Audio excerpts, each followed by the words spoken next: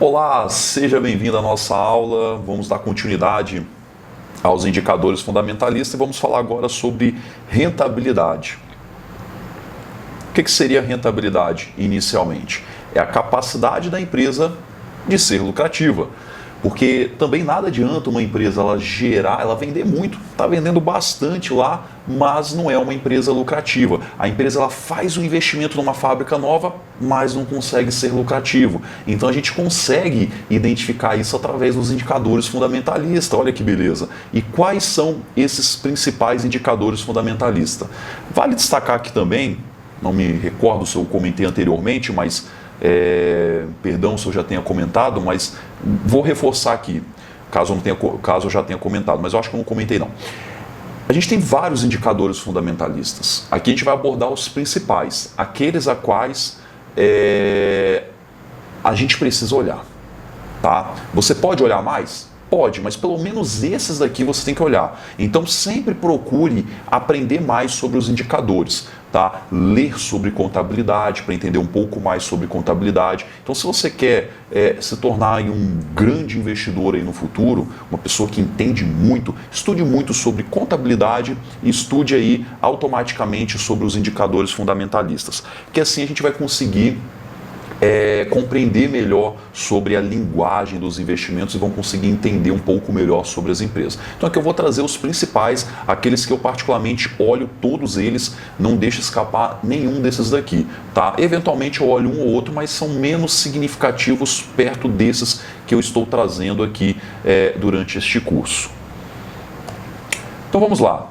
Uma empresa, a gente já viu que é importante uma empresa ser rentável, e aí qual é o indicador que a gente pode utilizar? Então a gente pode utilizar a margem líquida. O que seria a margem líquida? É o lucro líquido dividido pela receita líquida. Então olha que interessante, em vez da gente olhar toda aquela DRE de uma empresa, a gente já pode entrar focado em alguns aspectos. Então, por exemplo, qual é a capacidade da empresa de pegar aquela receita, o quanto que está entrando no caixa dela, pagar todos os gastos administrativos ali da empresa, as despesas, e transformar isso em lucro, né? A gente consegue olhar isso através do indicador chamado margem líquida, que ele representa o quanto da receita que virou lucro, né? Então é um indicador muito interessante aí para nós investidores.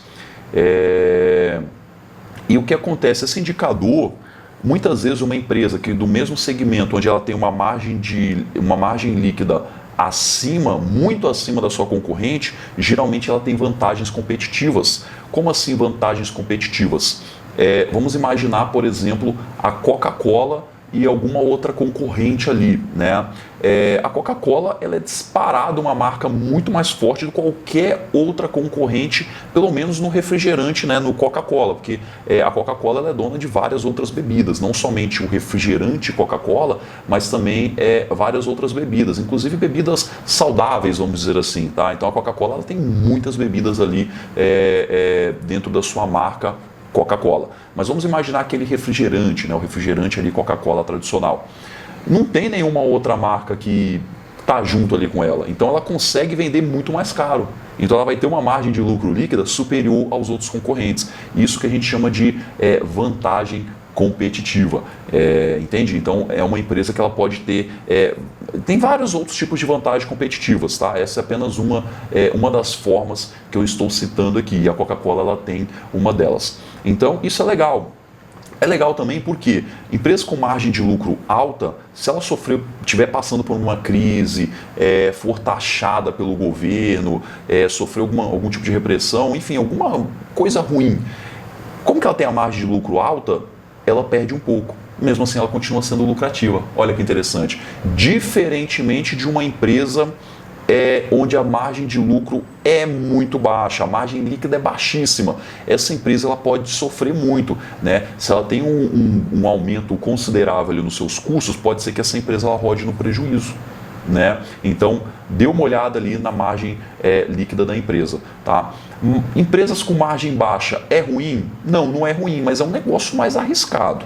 Tá? Você tem que entender muito do que você está fazendo ali para investir nesse tipo de negócio. Eu posso citar uma empresa lucrativa com margem baixa, empresas de farmácia, né? A Raia Drogasil, ela é uma empresa que veio muito agressiva, abrindo muitas lojas, e ela ela teve uma grande performance nas suas ações nos últimos anos. E se você observar a margem líquida dela, é muito baixa. Então foi uma empresa que quem investiu ganhou muito dinheiro. Tá? Então, também tenha atenção quanto a isso. Tá? Se você está começando, não entende muito bem da empresa, fique fora de empresas com margem baixa. Tá? Mas se você entende muito bem do negócio e viu que ali é lucrativo, né, fique à vontade também para investir. Tá? A minha recomendação é essa. Fique de fora se você é um investidor iniciante e não entende muito bem do negócio. Tá? Caso tenha uma margem líquida baixa. Outro indicador muito interessante que eu gosto muito é o ROI, que é o Return on Equity. O que isso quer dizer? É o lucro líquido divididos pelo patrimônio líquido. O lucro líquido a gente já viu, o patrimônio líquido ele nada mais é do que os ativos menos os passivos, ou seja, é o que a empresa tem, vamos pensar assim, de dinheiro, de coisas boas, né, de dinheiro que tem lá dentro da companhia, menos os passivos, que é todas as despesas da empresa, tudo que ela tem que pagar. Né? Então é tudo que ela tem que receber, menos tudo que ela tem que pagar, como se fosse isso. Tá? Então esse é o patrimônio líquido da empresa. Ok? Então, você pode pegar o lucro líquido e dividir pelo patrimônio líquido que você tem o ROI. É um indicador que a gente já consegue ver na tela. O que ele representa para a gente? Ele determina a capacidade da empresa na geração de lucro a partir dos seus recursos. Né? Então, o patrimônio líquido é tudo que a empresa tem. É tudo que ela tem, menos as dívidas que ela tem, menos os passivos dela.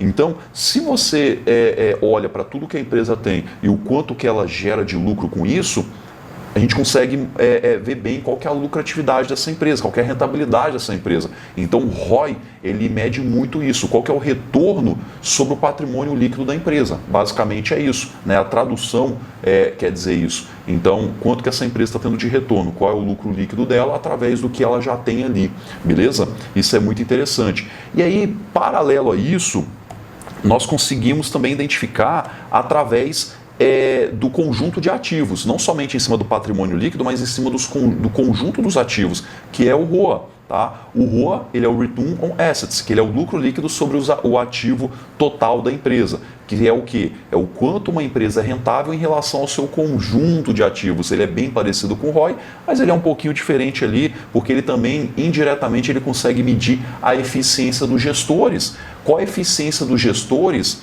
em transformar os ativos da empresa em lucro líquido para o acionista? Então, o ROA também é um indicador muito interessante. Eu gosto muito do ROI e também uso bastante o ROA. E a margem líquida também. Então, essa combinação desses três indicadores eu gosto bastante, utilizo muito, e são indicadores aí que representam muito bem a rentabilidade de uma empresa. Beleza? Então, para a nossa aula de rentabilidade seria isso. Espero você na próxima aula. Um abraço e tchau.